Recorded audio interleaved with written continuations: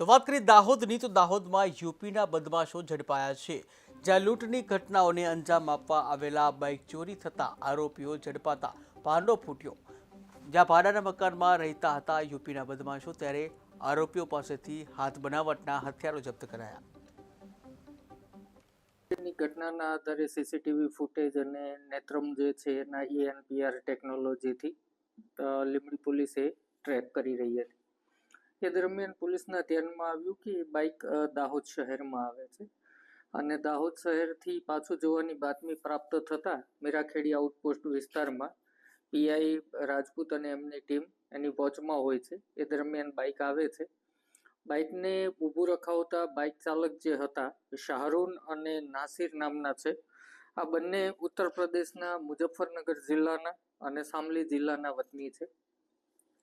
એમને ઊભું રાખી ચેક કરતા બાઇક ચોરીનું હોવાની કબૂલાત કરેલ અને એમની પાસેથી એક હાથ બનાવટની પિસ્ટલ અને રાઉન્ડ પ્રાપ્ત થયા.